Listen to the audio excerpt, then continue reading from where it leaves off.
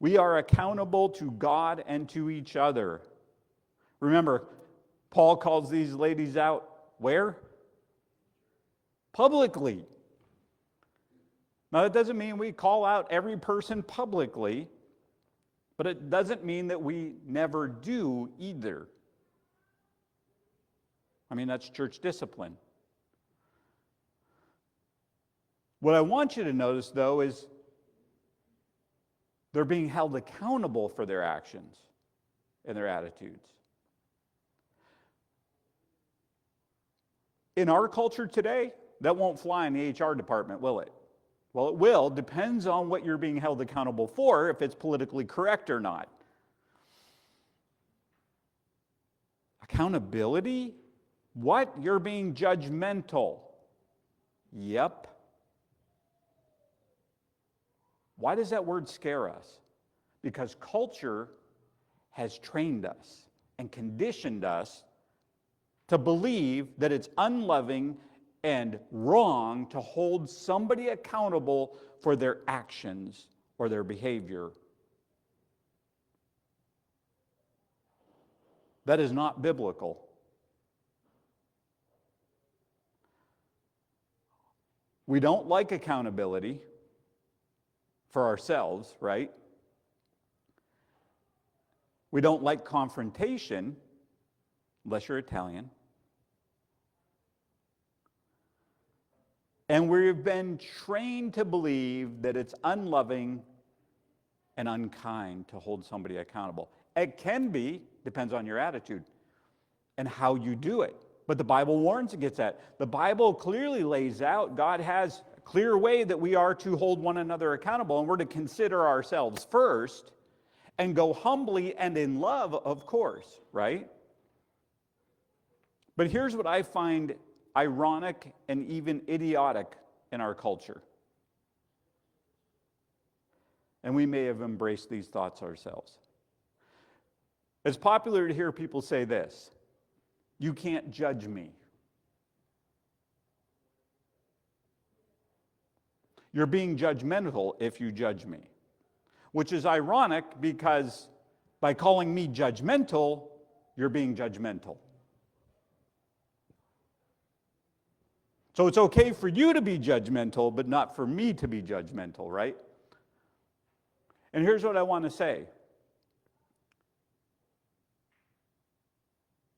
Judging, we do it all the time.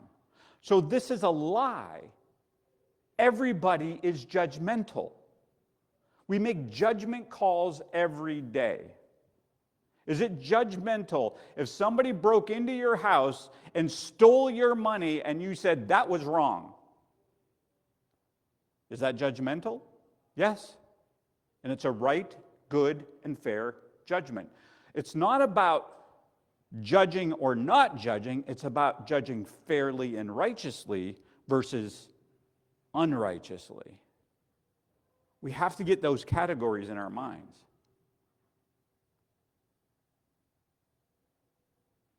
Jesus said, well, I'll get to this one. Here's the culture.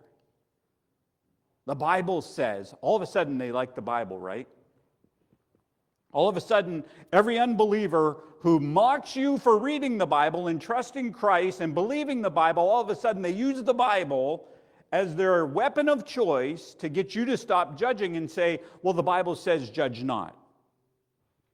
I had this said to me a couple of times, and I said, can you please finish the verse? And of course, they can't. Anybody know what the rest of the verse is? Verse is. Jesus did say, judge not. And then what's the rest? Right. For what manner of judgment you use will be used against you. Okay, that's fair. What's he saying? What is he warning against or prohibiting? Judgment altogether or something else?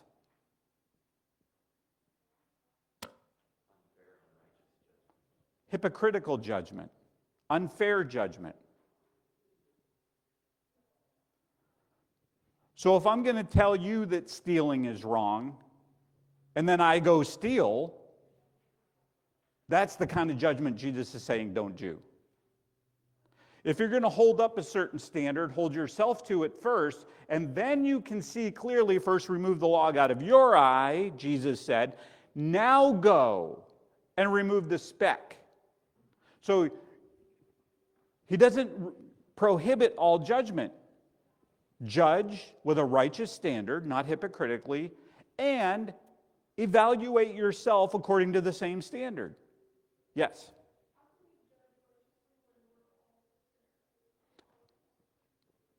Because we have God's word. So I'm not judging you based on my opinion. I'm judging you righteously when I use God's word as the standard. So when I say that certain sexual practices are wrong, that's not my opinion. God says that. Does that make sense? That's righteous judgment. It's according to God's standard. When I say stealing is wrong, it's not according to my opinion. That's God's judgment. So there, we judge righteously when we use God's word as the standard. God himself judges righteously and calls us to do the same. So we're not to hypocritically judge. Only God can judge me. That's another one. To which we reply, you know that's worse, right? Because God sees everything all the time. Don't seek comfort in only God can judge me. I'm, quote unquote, judging you, pointing out sin or something that's wrong so that you don't face God's eternal judgment or his disciplined Christian. When we judge another Christian, quote unquote. See, it just even sound. We've been so conditioned that it even sounds uncomfortable saying it, doesn't it? When we judge somebody. Well, by God's word, he's judging us. We're just the messenger. You know why we don't like to be held accountable? Any thoughts? Why don't I like to be held accountable?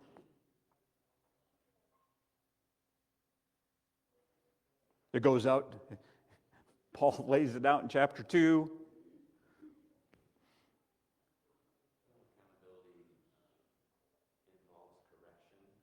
Okay.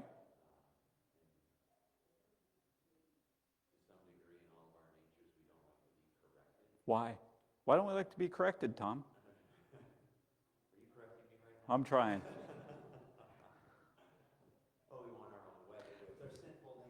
There it is. We want to be king. I will be God. I'm God, you're not. He's not. I do what I want, when I want, how I want, and you can't tell me anything different. That's the root problem of humanity. I will be king. I will be queen. I will get my way when I want, how I want, and you better be quiet, Tom, and not tell me different.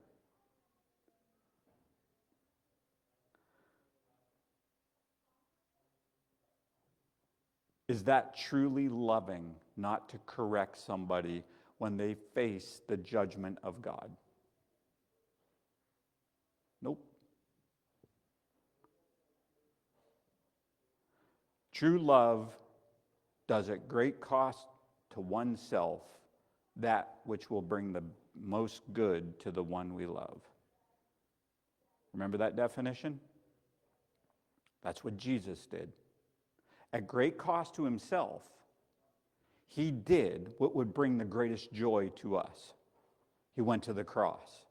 He suffered shame and agony in an earthly existence, brutal death, for us to experience eternal joy in his presence. So when, as uncomfortable as it is, when I won't hold somebody accountable, what I'm in essence doing is, I'm lacking love for them. Now, I'm not saying you rush. I'm not saying you hammer. Remember, there's right ways to hold people accountable. We have to do it biblically. We have to do it through much prayer. We have to do it, but we have to do it. Accountability is a real biblical call.